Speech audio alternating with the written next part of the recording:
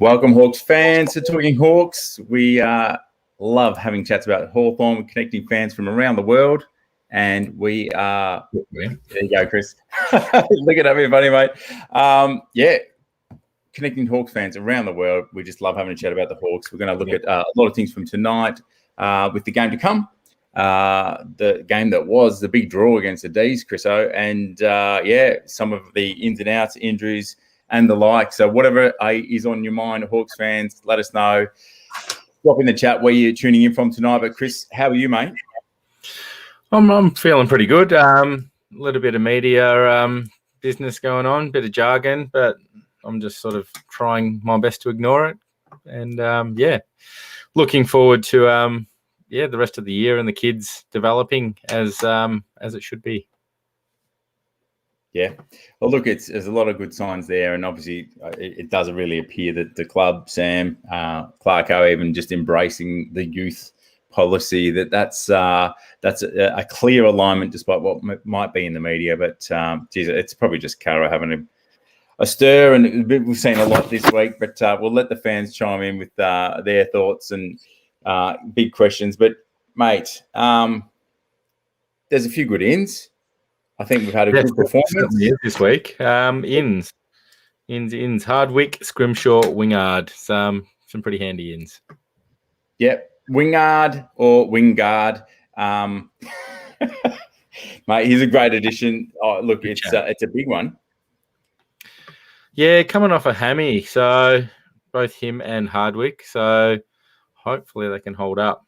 I think one of them has had one extra week off. I think Hardwick had the extra week. So I'm not sure if Wingard's was as severe, but anyway, if he's been listed to play, then he must be fit. Pass. So I think we've been pretty conservative with any soft tissues this year, and it's pretty much quickly just, all right, towel them up and let's just get it checked out. So, mate, some good ins, and that's only going to be, against Adelaide. Geez. We should have the tail up after last week's performance, out tackling the D's, and mate, it's big things ahead, I think.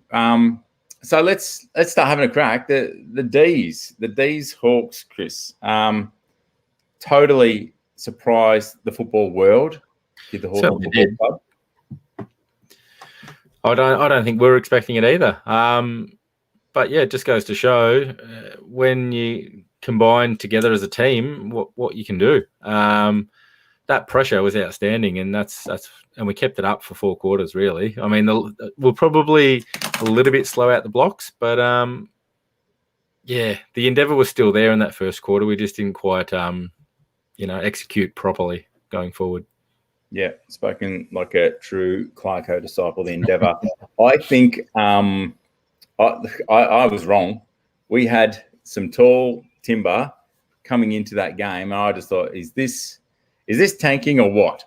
And I think I've said it, the T word, but I was totally wrong. And the game plan to make sure we didn't kick to max, Gawn got 4 marks, and so I think bringing the tall timber to get the ball down to the ground, not just leave it up to Tim O'Brien, but just clearly that crumbing game and that tackling game and the ferocity. It was brilliant. Nobody, I don't think, maybe we had 1 or 2 punters with us, Hawks fans, that were buoyant to get about a Hawks win. But I didn't see that coming at all. No, it was good to see. And it probably helps when we don't kick it to the opposition ruckman, I think. Yep. Yeah. Totally. Good game plan. Here we are. We don't want to go there too much tonight. Clarko's contract. I'm pretty happy with the way the club's done it. At the end of the day, Clarko can't coach forever. And there's going to come a time where he either leaves on his own terms or gets pushed out. It was sort of somewhere in the middle. I guess the turning point was Sam was going to be poached, and I guess the board decided he was the future coach, and Yeah, timing wasn't great the way we had to unveil it. I think if we had the chance, we would have done it next year and announced it. But with Collingwood knocking on the door, I think it just forced our hand. Look, there's a lot to play out, and we'll just see how it goes. The clubs handled it as well as they could, and the media is just going to keep beating it up. So, yeah.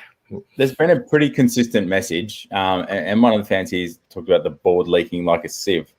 I'm not sure. I think the message is pretty consistent. If you've seen the latest with Sam Mitchell, with Jared Waitley, that was a really good position Sam took, really clarifying what's been going on, what's happening, and the fact that he's worked with Clarko for 20 years, the fact that not everybody sees eye to eye. We talk about these things all the time at Hawthorn.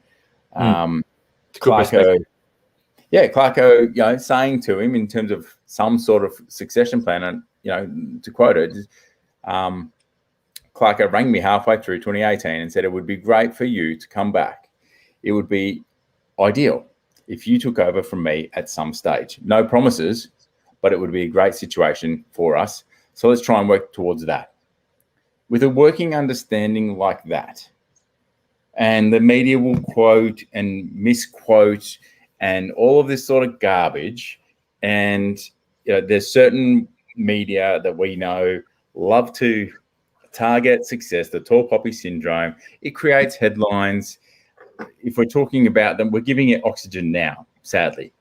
I, personally am comfortable with Sam, Clarko, the board, the football department, all working it out as they go. And what have we got to not trust about those two individuals and the club as a whole? At the end of the day, the club aren't going to do it to jeopardise themselves. Like, they're doing it to try and make the club the best they can. So, it's not an easy transition to make. And it is a risk they're taking doing this the way they've done it. We've seen it succeed with Paul Roos and John Longmire, and we've seen it fail with Malthouse and Buckley. So, we'll just got to let it play out, and we'll see what happens at the end. Yep. Well, Stephen, I hope you're talking about me. I'll take it. Maybe you're talking about someone else, but I believe that was my first response when I talked about his mate, we don't have Brad here tonight. Brad's claiming it at home wherever he is. He would be 100%. Yeah, totally. So look, hey, we got Brooke or Vicky Brooke, mate. Brooke is traveling the countryside, and mate, welcome tonight. Thanks for joining us. To have people joining us from the country. Brooke will drive. He's out back. He'll go somewhere to get internet connection to come and join Talking Hawk. So, mate, your commitment is astounding. Kerry agrees. Beautifully said. Concise, more concise than me. Yep. And Stephen, thank you, mate.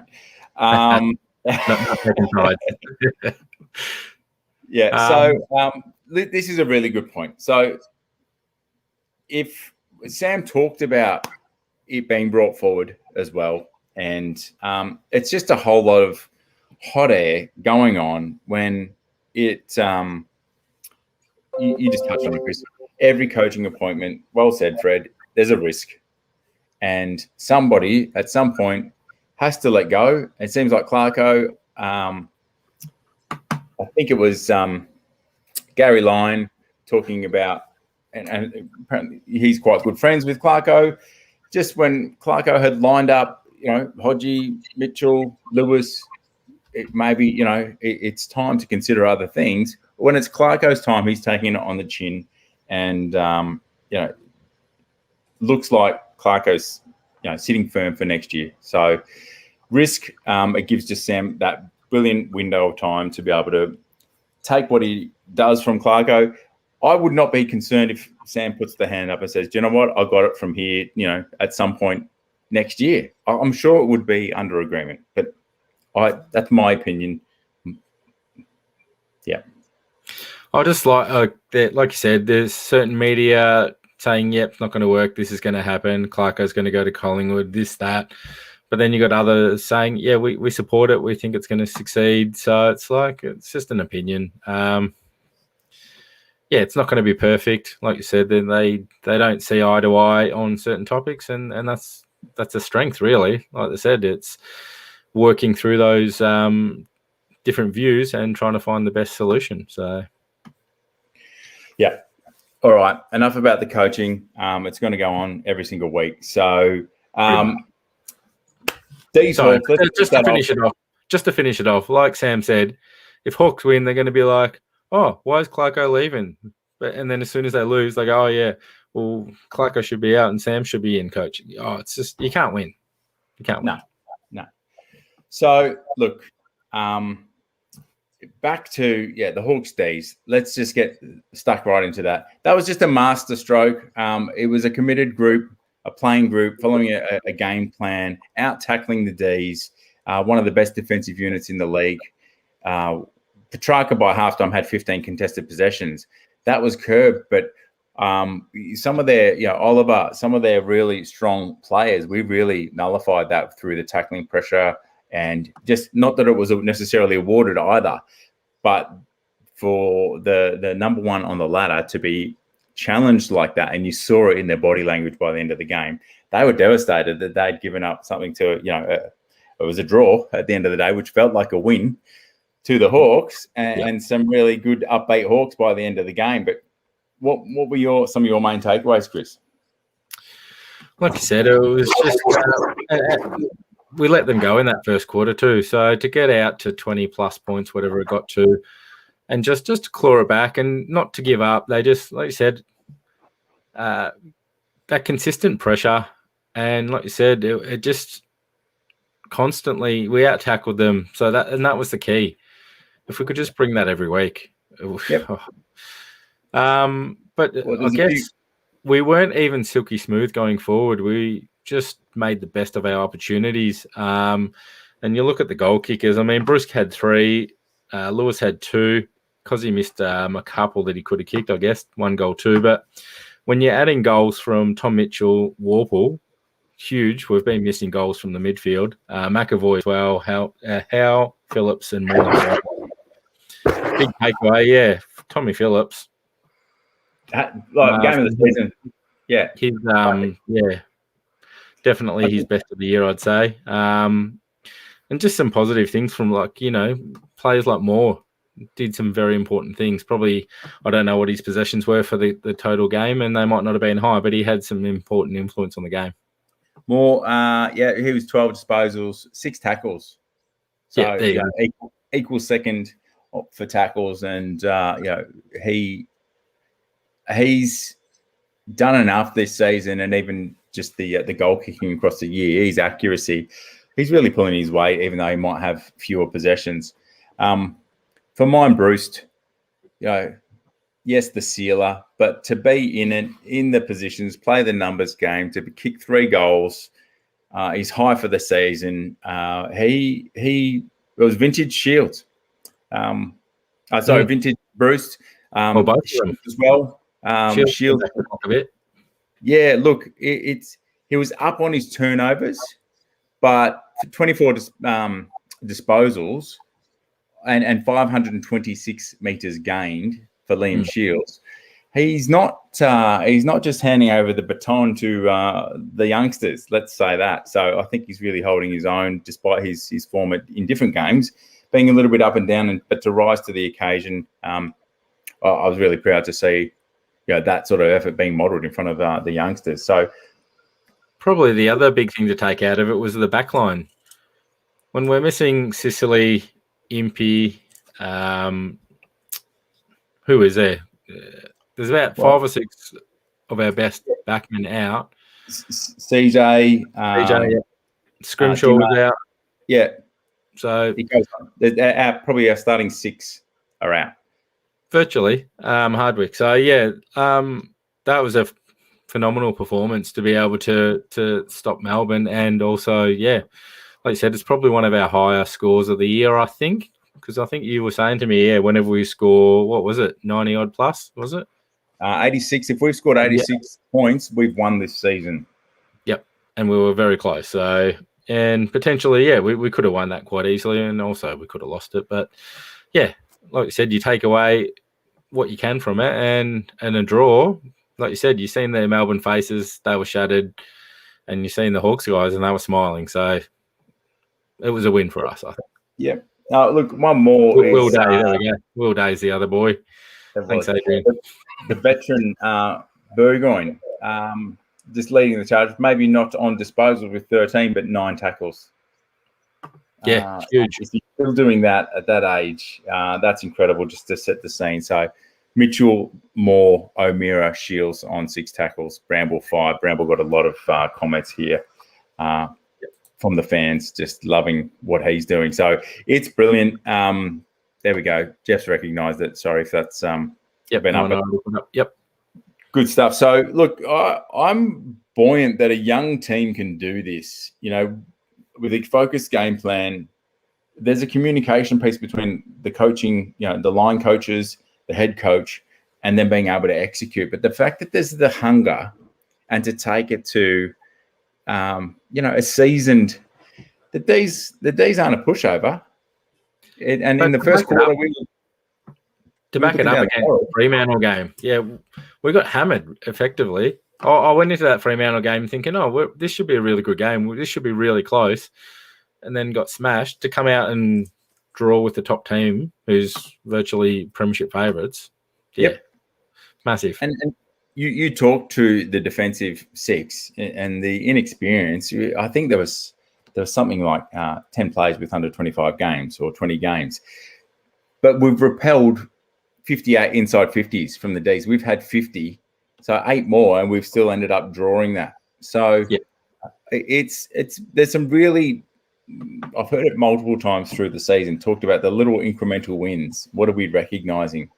Hit-outs. We could have been smashed. Reeves did well coming in. Maybe not, maybe there is a learning curve as well. And he didn't dominate, and maybe with the height he could have, but maybe Gawn would have dominated other ruckmen with the same amount of experience as Reeves. So clearances, we did get touched up a little, 41 to 34.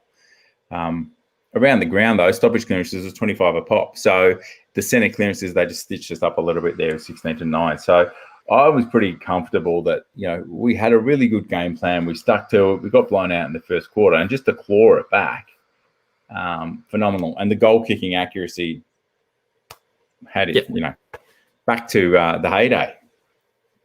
Oh, well, it saved the day. And it's key, isn't it? Kicking more goals and points. So, yeah.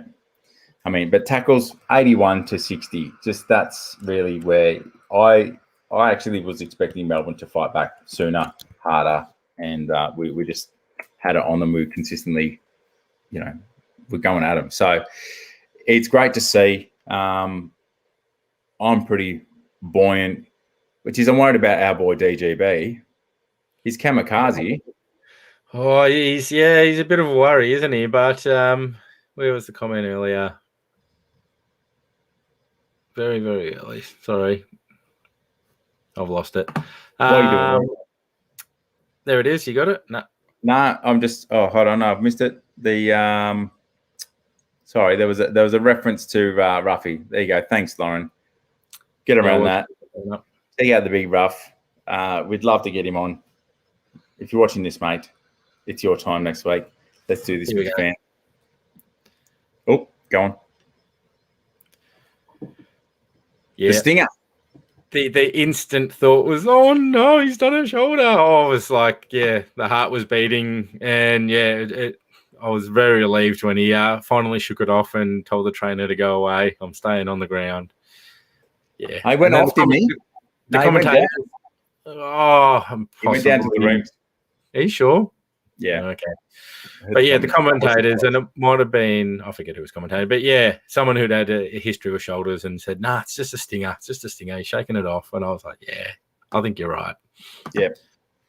Look, he good point, Adrian. He seems like he's just got a very, in talking to him a few times, he's just mindset for a young player, very, very good. And I don't think he's intimidated. We've enjoyed watching a little bit of The way he goes about it, not intimidated, no backward steps, and then when it's aerial, he's up there. He's the first up there. And you know what? I popped into Waverley when I could because we're in lockdown, and I got one of the first ones because how good is it? They're not at the stands when you go to the ground. But anyway, on the DGB train. And his little interaction with Petrarca, was it? Yeah. He had a little bit of toing and froing. It's good. I love it. Yeah. I think, anyway, no backward step. It's. I think it was respected. Was there a smile from Petrarca? Yeah, I think they both did, yeah. For sure. But it's good. Standing up for himself and just, giving a little bit, let him know he's there. So one thing before we move off this game, do you know what I did like? The kick out responsibilities. We did see one Bramble just step up to the mark quite a few times in that game, and he was 89% disposal efficiency. So 13 pressure acts. He just did incredibly well. 5 contested possessions, 5 intercept possessions. So he was very good. Even defensively, we did see Spargo give us a little bit of grief. I was a little bit worried, but we just did enough with an inexperienced backline, and you're trusting Bramble and others just to bring that ball out of defence. It's again, rose-coloured glasses. I'm always going to be glass half full, but I liked it. Like they said, with the inclusions this week, there's a few guys that are pretty stiff when we've played such a great team game. But at the end of the day, you can't keep those players out. So Burgoyne managed this week. Greaves omitted and Jekka. So a little bit stiff, but it is what it is, I guess. It's a hard job having to pick a team every week. Yeah. Newcombe's the other one, but he was the sub. Whether he'll stay the sub again this week. I was wondering, even though Burgoyne's been managed, whether he could potentially be the sub just to rack up another game. Yeah.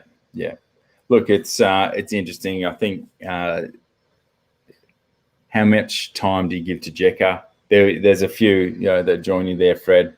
I think Dominic's saying Jekka is out just maybe, but that's from earlier in the show. It's hard watching it. But it's about a consistent block of games and giving them that opportunity. I think the development plan is with injuries forced into overdrive. Yeah, we also noticed that from Brockman. He got tackled, shrugged the tackle, and just popped a little one over to, I think it was it Lewis? It was one of the talls, kicked a goal. But that really stood out. So Brockman, he's earned his spot again, so which is good because I think he's maybe had some off-field issues he's been dealing with earlier in the season, and it's good to see him back out in the park and showing some good signs. Yeah, it's interesting. I did like Brockman's composure there, just to shake that tackle. Here we go, Seamus Mitchell as well. Just the youth that's starting to line up and be ready to roll. Lick your chops, fans. There's a lot of good things coming in. Yeah, I reckon Seamus will get a game before the end of the year, I reckon. So he virtually hasn't played for 2 years, I think, has it? But yes, had a solid game for the scratch match, I believe. So I'm hoping, he'll play before the end of the year. I was shouted for Nuke. Talking Hawks, we put it out there. Bit of we want Nuke when there was a late change. Didn't quite get it, but I don't think he's. I don't know. Does anyone know anything about Jai? What's going on? I don't think he was. It was a clear, performance. As far as him being dropped, I reckon he's shown great consistency. We don't know the roles necessarily, but geez, I was ready for him to get announced this week. Yep. But it's pretty tough.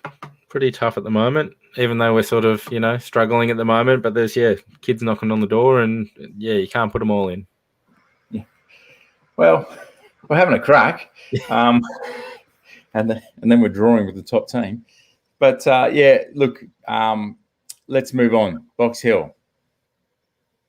We had a little bit of a scratchy. Did you get much of a look at that one, Chris? I did read a little bit. I think it was us and Collingwood, and we played, was it Carlton and North combined maybe? Someone else might be able to enlighten us a bit better. Yeah, I didn't fully catch up to it, but yeah. That's all right. Well, this week we've got North, so at City Oval, it'll be interesting. We've got obviously inclusions being Jekka and also listed players Segler, Morris, Howe coming into that team. So there's still an incredible. How should be playing for us? He hasn't been dropped. He's named at the moment. Yeah, nah, that's wrong. Well, he hasn't been dropped from our team, so yeah. They do that. They name their best possible team, and then that changes after our game's played.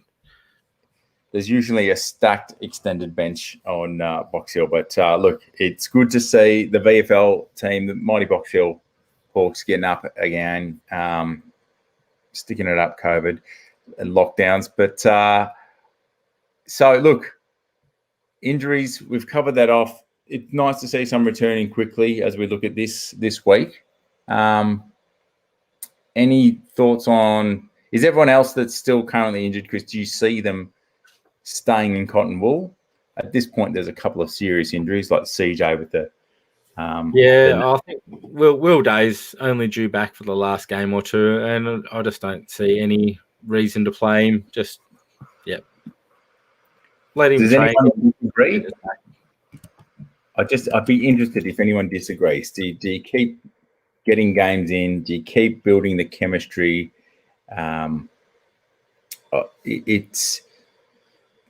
You've got youth on your side. If the body has recovered enough, if it's not been a serious major injury, that there's maybe a case to discuss there. There we go. Stephen disagrees with me totally. But you want to see him play if he's fit. You want him back in the team for a game or two. As a winger and fitness, being a number of weeks out, that probably doesn't make sense. But if he's off half back and they think he's up to the run, I'd be open to it. If it's I'm not fully against it, but like, why not play the other kids? We know he's going to make it. He's an absolute gun. So why not just play the other kids and the ones that are on the verge of getting another contract or being delisted and see exactly where we're at. Well, that draw's just, moved us out of, the possibility of being wooden spooners and number one draft pick.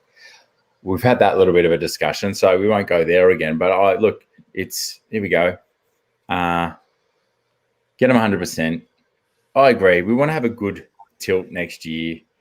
Whoever we get, we're going to have a top 2, 3, 4 pick by the time there's a few father sons and whatnot go through. It is this, Peter, spot on. That balance of maturity and youth, and right now probably in our backline that's being tested with how much seniority. You could chuck a Hartley in there. You could chuck a little bit more seniority in there, but if they're holding their own against the Ds, you probably don't need to. Yeah, the old wooden spoon debate. I don't think anybody wants a wooden spoon. I think the only thing that's making you go, oh, maybe is the number one draft pick. Yeah, so we've got what should be a big win. Well, I think a win. It was going to be over in Adelaide. Might have been a bit different in terms of the travel and the experience of our players and their ability to perform on the road and things like that. And maybe it's a bit exciting for a young group to get out and do it. But we're back on the home turf now. Adelaide, be at Marvel Stadium, but at least it's in Victoria. Yep, true. So thank you. Correction. But the ability to, I guess, be a little bit more settled, have your normal routines, train in your normal grounds, and all of that. It does. Surely we've got to be stronger odds. After going that well against the D's, you'd think this is a pretty sure win. Yeah, it's looking that way. Adelaide, West Coast. Okay, so Adelaide, was that played over there, I think? Oh, Adelaide Oval. Okay, so they haven't been on the road. I thought they might have been stuck in Victoria. But still, yeah, much better for us to be playing in Victoria than having to travel to Adelaide. We got the wood on them earlier in the year by a point after being down heavily. So one of those big comebacks at the start of the season. So let's hope this can, not be hard in our mouth and actually get off to a better start and have a solid win. I'd like to see a decent margin this time around. Yeah, look, percentage is not really going to affect us at this point. I agree. Look, and sorry, I look at the starting lineup. Daniel Howe is in the back pocket, so definitely not happening for Box Hill. I think that if we bring that pressure, that tenacity again, my goodness, this could be a decent. If we're scoring over 86, as we said, I think this could be a 100-point game for the Hawks on the scoreboard. Yep. So the biggies for mine, I'm like midfield. I want to see Reeves, who's starting on the bench, but I really do want to see him take it. He's just gone against one of the best, well, the best ruckman in the league. I want to see him take that step. I want to see him just a lesser ruckman. I want to really see he'd have to advantage this game. It's what I'm looking for. Yep, definitely. And we need him probably to play the rest of the year now. I think Segs just takes the back seat unless he's coming in for Big Boy. So, he's showing enough, and unless his body's not holding up and he needs a rest, I don't see why Ned Reeves shouldn't be rucking for the rest of the year. For sure. And I think that midfield chemistry then with Reeves, how does that outwork itself? There's interest in Segler. But 100% Reeves for the rest of the season. I'm surprised Big Boy's held up all season. I don't know. For me, it feels like he's been carrying injuries. It feels like he's, not been at his best, even though he's showing little glimpses. But, the extra responsibility of being captain, I guess, possibly bringing him down a bit. But, well, I guess maybe we've set the bar, that level of expectation so high for him that, he's getting a little bit older and maybe he can't do it week in, week out. Yeah. And this is part of it. Can he still get something out of McEvoy up forward, down back, even though he might be carrying something? So this is one to celebrate over. Thank you, Cody. Phil Thorpe, DGB. Look, Denver was a little bit with the injury. He was a bit shattered, wasn't he, Chris? When Phil Thorpe got in early, and they talk and whatnot, but Denver was just pining to get out there, and this will be a really good game if they get to match up on each other. Watch that. It'll happen. I know we defend in a zone, and Denver will do what he needs to do in an area. But if he gets to go up against Phil Thorpe, I reckon he's going to go that little bit harder, if that's possible. Yeah, yep. He's probably given up a few centimeters, but I think they're both quite lean, so we'll see how it goes. I think he'll let him know that he's there. Yep. Stephen's all over it. Definitely, he is an emergency, but I think that would be a matchup to watch for the next decade potentially. So Phil Thorpe came out of the gates very hard with a few nice goals in his on debut. So there we go. Cody's all over it. What I said. So what are we expecting? So this game, outside of it's a win for mine, 100%. After last week's performance, you'd be pretty disappointed not to win this one, I think. Adelaide's coming off 4 losses in a row, And the previous game they did win was against St Kilda by 1 goal. So, and Saints aren't in any great form either. So, yep. And we've got some good ins on top of last week as well with Hardwick, Wingard, Scrimshaw. So I think I'm really comforted with that backline.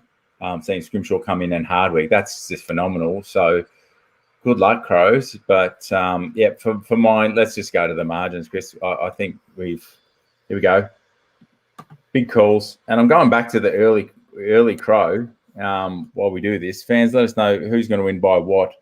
But I'm loving Nick. Nico he's calling it. He's gone the very early Crow.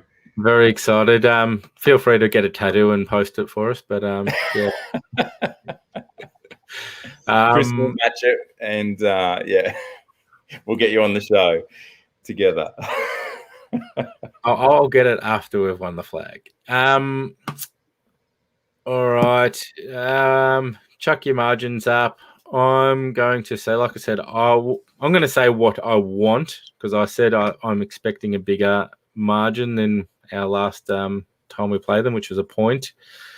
I'd like to see 4 to 6 goals. So let's go in the middle. We'll sit on 30 points. I'd like to see a 30-point victory. Yeah.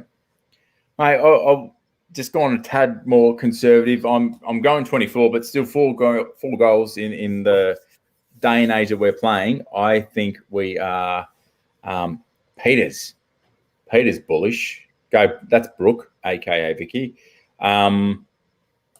So I think getting a decent win for the confidence on the back of last week and momentum, phenomenal. I'd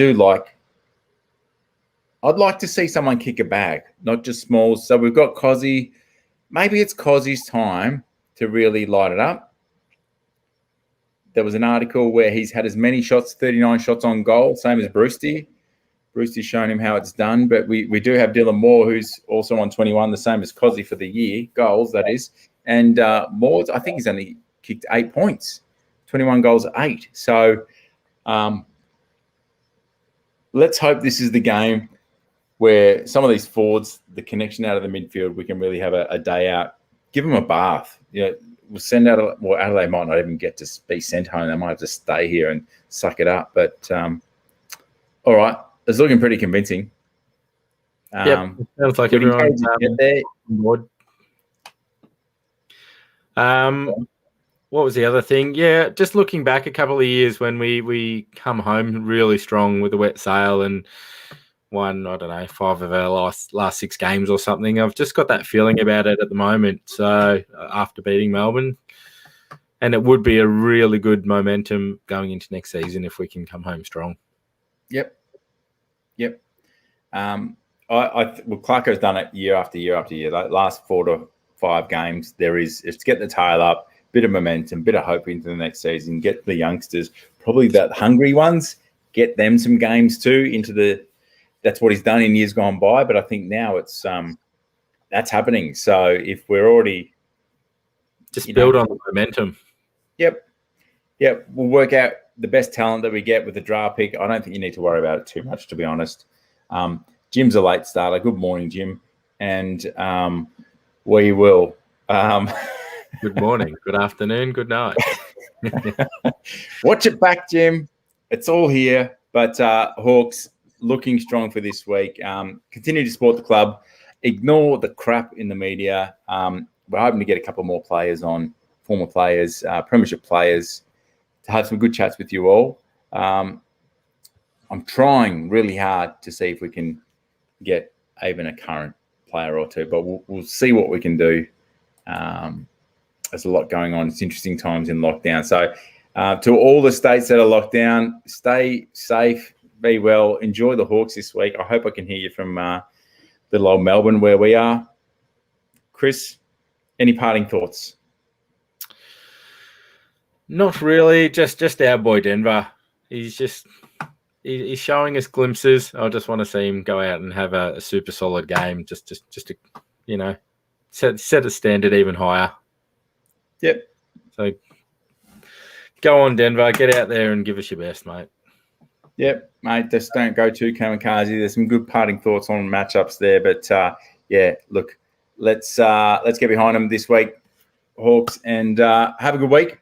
We'll catch you all on the flip side. Cheers, guys. Go Have a Hawks. good one. Ciao.